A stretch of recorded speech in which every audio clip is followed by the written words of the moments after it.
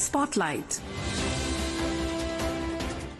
Good evening, listeners. Welcome to today's Spotlight. I'm Diksha Saxena, and today we will be discussing about key outcomes of German Chancellor's visit to India. We have with us Professor Gulshan Sachdeva, International Affairs expert. Professor Sachdeva, welcome to Akashvani News. Thank you. Thank you for having me.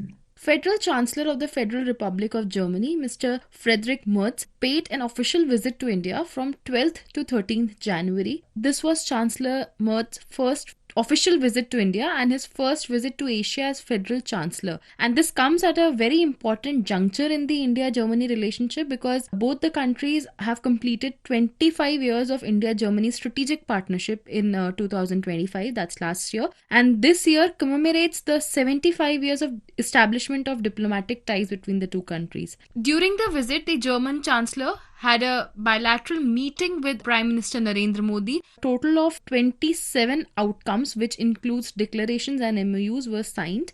And before we delve deep into the subject, Professor Sachdeva, one very important point which I would like to put forth is that both the leaders have categorically emphasized that India-Germany partnership is very important in the current evolving geopolitical situation. How do you view that? I think you're right because this visit was important both for India and Germany in the sense, of course, we do have very solid partnership already. As you mentioned, 25 years of strategic partnership. And we also have solid institutional mechanism to support this partnership. We have intergovernmental consultations every 2 years. The last intergovernmental consultations happened in October 24, where a large number of agreements and joint statements were agreed. But the geopolitics, as you mentioned, that's really is the key perhaps. That's why, in fact, even the more emphasis this time was, of course, the economic issues, but also on defense security issues. Because what has really happened is the German economy was very much integrated with the Chinese economy, and also the major export market is the US, and you also have strong transatlantic partnership. So they were kind of focusing within Asia, China, and within Europe and also in the United States. But the way I think things have evolved in the last few years now, they have major challenge within Europe, particularly with Russia. China, the charm has gone. Of course, it's still a very important partnership economic for them, but they are really trying to diversify to other markets. The US, things are uncertain, particularly after, the tariffs by Trump administration, and transatlantic partnership is still under stress. So within that particular context, I think the visit becomes very, very important because they are really trying to find other major partners where they can also have certain convergences, strategic convergences, and they also can diversify somehow their economic relations. So India, being a democracy,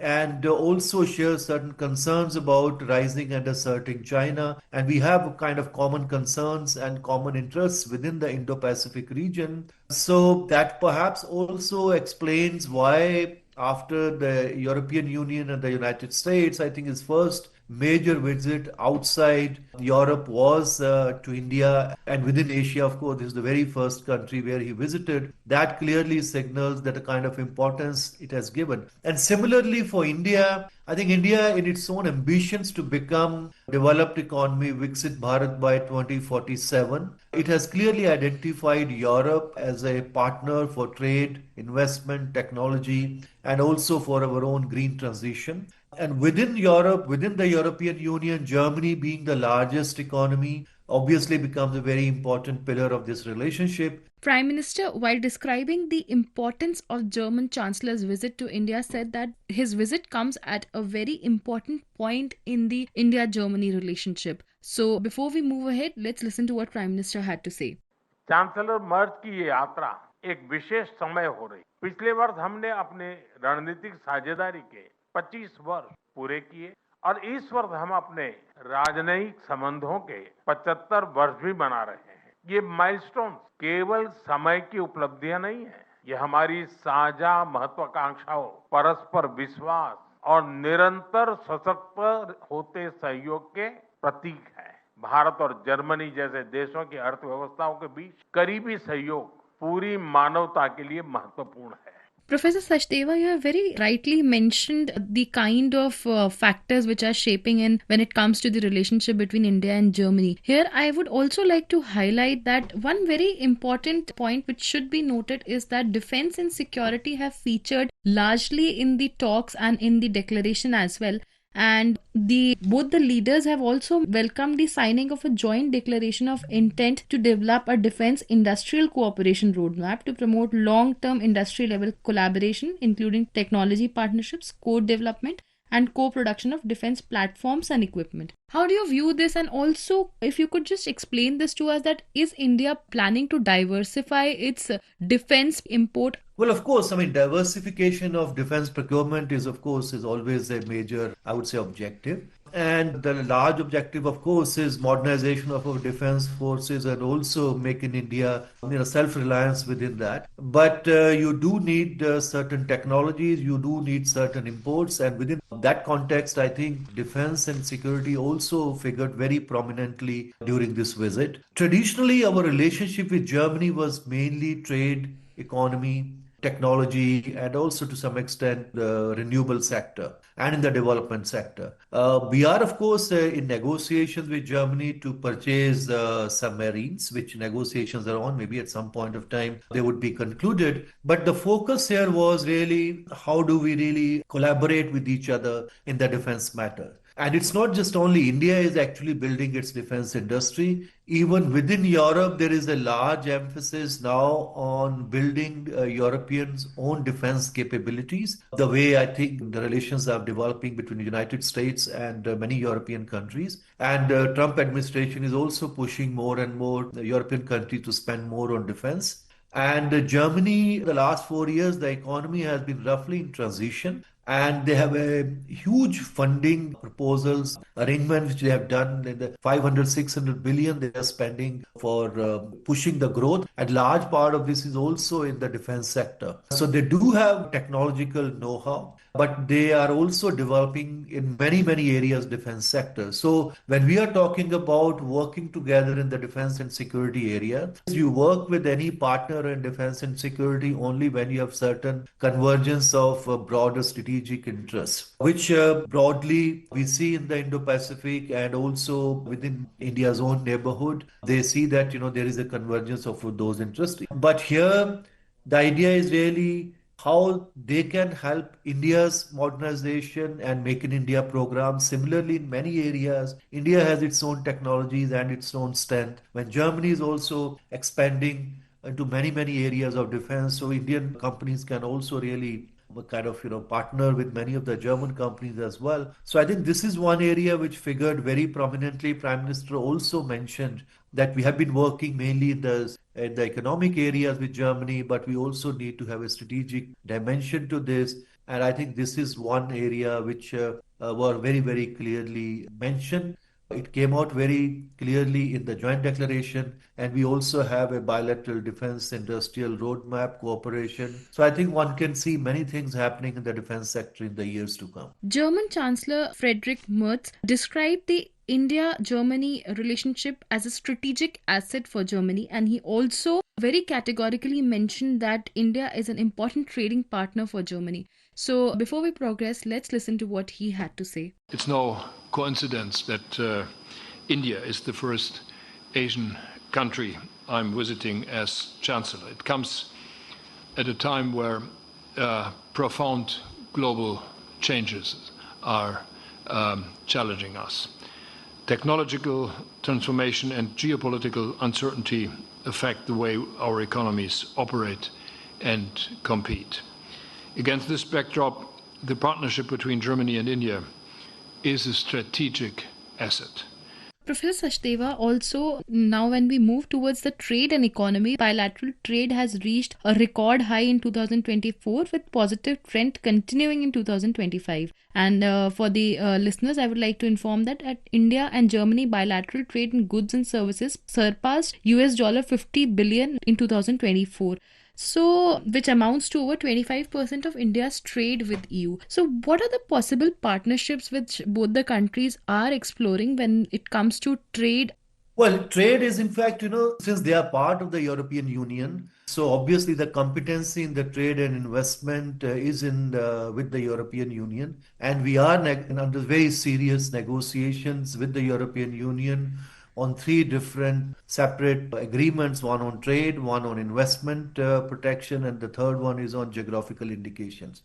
And there is a very strong indication from both sides that when India EU summit is going to take place by the end of this month, there is a reasonable, in fact, very strong possibility that we will be concluding negotiations, or maybe we may be able to sign trade agreement by then. And Germany, being the largest economy, for many years Germany has been pushing for trade agreement with India, and since it also has this solid weight within the European institutions, within European institutions, within the EU, it's also pushing for early negotiation or the conclusion of these talks. So we only hope that when the India EU summit takes place, if we are able to conclude trade agreement with the EU, we already have now certain templates are there, since we have already finalized our trade agreement with the UK and also with the EFTA countries. And the last few years we have also signed many agreements with Australia, New Zealand, UAE. So there is a mood towards this, and now the geopolitics also is really pushing both the partners to have trade agreements as soon as possible, because as both are also, the EU has also negotiated bilaterally with the US. India is continuing to negotiate with the US. So the multilateral trading system at the moment is in a serious trouble. But both India and Germany, being part of the European Union, they really support a multilateral trading system. And I think this will also signal two major partners, two major economies. Actually, if they are able to sign trade agreement, that will be really helpful for the multilateral trading system. So I think this is what they have discussed.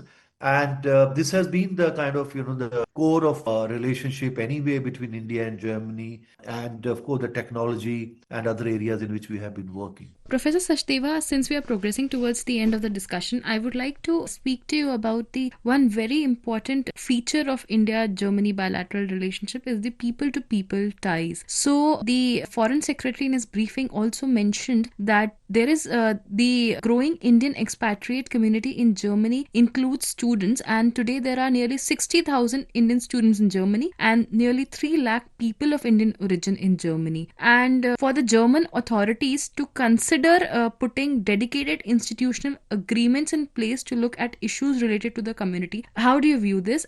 Well, I think this is one area in which we have really done pretty well in the last few years. Germany, because they have the kind of demography they are always looking people from outside, and they feel that Indians have really well integrated into the German society. They are contributing significantly to their industry, their commerce, and areas where they are working. And since now there is also pressure from some other countries, particularly the United States and other, where the visa and student mobility is becoming restricted, so Germany is becoming a very important alternative to many of the students, and also for mobility. As you mentioned, already we have 60,000 students in Germany. And in 2022, we also signed a migration and mobility agreement with Germany, through which the German government is quite keen to facilitate legal migration in particular areas in which there is a labor shortage in Germany. And Indians, particularly in the healthcare sector, in the ICT sector, they are moving into some of those sectors. And Germany is one country which is really relatively open towards migration that the German government do need, and they are really looking forward to welcome Indian students, and also if they can later on even settle within Germany. So Indian government is also kind of trying to facilitate some of those migration and mobility, because migration and mobility is an area in which competencies are with the member states. So we are signing those agreements not just only with Germany, we signed with France, we also signed with Italy and with other Denmark and other countries. So this is one area I think a lot of action is likely to happen in the coming years, and I think both the leaders have clearly identified, and this is also reflected in the joint statement as well. Listeners, you can listen to this program on our mobile app News on AIR and on our YouTube channel News on AIR Official. Professor Sachdeva, thank you so much for sparing your valuable time and giving us such deep insights on the India-Germany bilateral partnership. Thank you for joining us for Spotlight tonight. Thank you for having me. Spotlight.